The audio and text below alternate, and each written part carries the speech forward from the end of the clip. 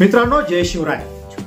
मित्रांनो, संजय गांधी निराधार योजना, त्याचबरोबर श्रावणबाळ योजना, आर्थिक कुटुंब सहाय्य योजना, या 3 योजना अशा आहेत की महाराष्ट्र सरकारने महाराष्ट्रातील नागरिकांसाठी सुरू केल्या आहेत।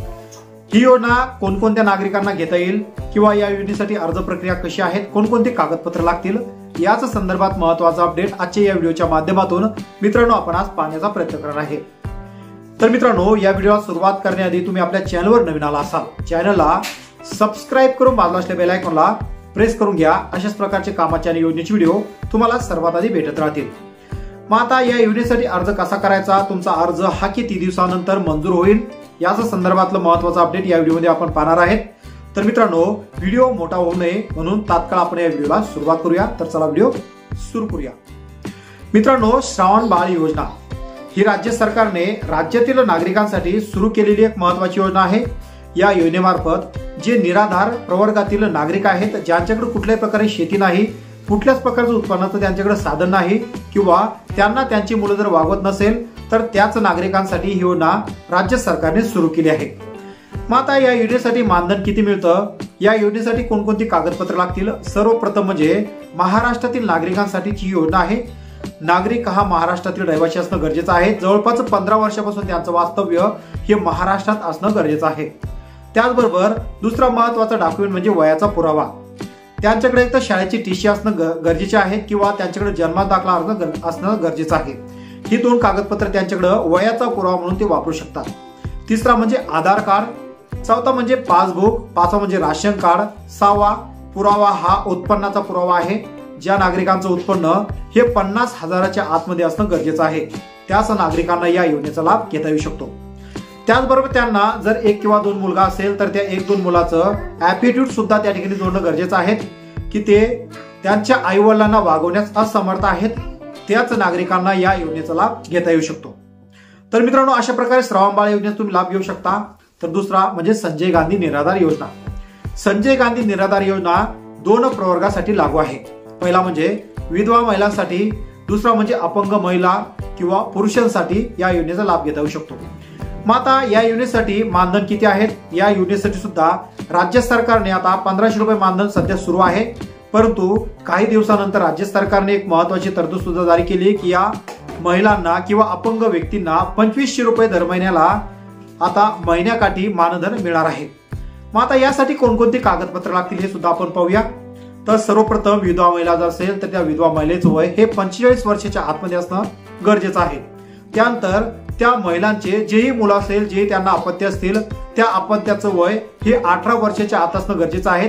त्यांची मुलगी जर असेल तर मुलगीचं वय 18 वर्षापेक्षा जास्त असेल तर काही अडचण नाही, परंतु त्यांना जेही मुलं असतील या मुलांचं वय हे 18 वर्षाच्या आत असणं गरजेचं आहे। त्यानंतर त्यांच्या प्रतीचा मृत्यूचा दाखला, आधार कार्ड, राशन कार्ड, पासबुक, त्याचबरोबर उत्पन्नाचा दाखला जो की 50,000च्या आत असणं गरजेचं आहे। ही सर्व कागदपत्र त्या महिलेकडे जर असेल तर त्यांना संजय गांधी निराधार योजनेचा लाभ घेता येऊ शकतो। त्यानंतर जी अपंग व्यक्ती आहेत, या अपंग व्यक्तीनं सुद्धा 2500 रुपये महिन्याकाठी आता मानधन मिळू शकतं। तर यासाठी कोणकोणती कागदपत्र लागतील हे सुद्धा पाहूया।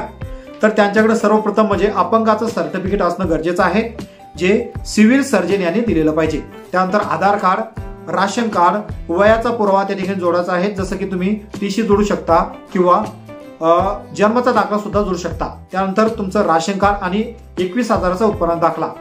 जर त्या मुलगा किंवा मुलगी असेल, ते जर अपंग असेल, त्यांचं वय जर 18 वर्षाच्या आतमध्ये असेल तर त्यांच्या वडिलांचा किंवा आईचा उत्पन्नाचा दाखला त्या ठिकाणी जोडायचा आहे। तर ही सर्व कागदपत्र घेऊन तुम्हाला आपले सरकार केंद्रावर सुद्धा अर्ज करता येऊ शकतो। त्याचबरोबर आता तिसरा महत्त्वाचा म्हणजे आर्थिक कुटुंब सहाय्य योजना। ज्या महिलेचा पतीचा मृत्यू झाला असेल, त्यांचा एखादा अपघात झाला असेल तर त्यांना 80,000 पर्यंत रक्कम आर्थिक सहाय्य कुटुंब या योजनेतून मिळू शकते।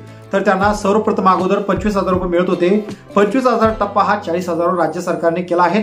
तर ज्या महिलांचा पती वारला असेल, त्यांच्या घरामध्ये लहान मुलं असेल तर त्यांना आर्थिक सहाय्य कुटुंब योजनेचा लाभ घेता येऊ शकतो। ज्याप्रमाणे संजय गांधी निराधार योजनेमध्ये मी कागदपत्र सांगितली, तीच कागदपत्र या ठिकाणी तुम्ही जोडू शकता।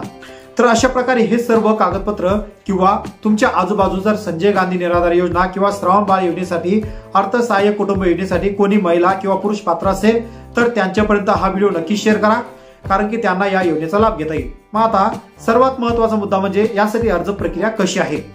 तर मित्रांनो, अर्ज प्रक्रिया दोन प्रकारे तुम्ही करू शकता, एक म्हणजे ऑफलाईन आणि दुसरी ऑनलाईन. जर तुम्ही ऑनलाईन मध्ये अर्ज केला तर तुमचा अर्जाची लवकरच पडताळणी होऊन 1 महिन्याच्या आतमध्ये तुमचा अर्ज हा निकाली काढला जातो आणि निकाली काढल्यानंतर तुमचा अर्ज मंजूर झाल्या पुढच्या महिन्यापासून तुम्हाला ही रक्कम मिळायला सुरुवात होऊन जाते. मग आता ऑनलाईन अर्ज कुठे करायचा? मित्रांनो, तुम्ही हा अर्ज ऑनलाईन किंवा आपले सरकार सेवा केंद्रावर जाऊन हा अर्ज करू शकता. अर्ज केल्यानंतर तुम्हाला जीही रिसिप्ट त्या ठिकाणी मिळणार आहेत त्या रिसिप्टची एक झेरॉक्स तुम्हाला फाईलवरती लावायची आहे आणि फाईल आणि ही रिसिप्ट तुम्हाला तुमच्या तहसील कार्यालयामध्ये जमा करायची आहे. तुमचा अर्ज व्हेरीफाय झाल्यानंतर तुम्हाला त्या रिसिप्टची एक वसी सुद्धा घ्यायची आहे, जेणेकरून तुम्ही ज्या दिवशी तुमचा अर्ज दिला, अर्ज मंजूर झाला किंवा नाही झाला, ह्या वसीच्या सहाय्याने तुम्ही तहसीलमध्ये सुद्धा चौकशी करू शकता. मित्रांनो, अशा प्रकारे संजय गांधी, श्रावण बाळ आणि अर्थसहाय्य कुटुंब योजनेचा तुम्ही लाभ घेऊ शकता. तुमच्याही घरामध्ये जर असे व्यक्ती असेल, तुमच्याही आजूबाजू असे व्यक्ती असेल की ज्या संपूर्णपणे निराधार आहेत, तर त्यासाठी ही योजना राज्य सरकारने सुरू केली आहे. मित्रांनो, आशा करतो व्हिडिओ तुम्हाला आवडला असेल. व्हिडिओ कसा वाटला नक्कीच कमेंटमध्ये कमेंट करून कळवा.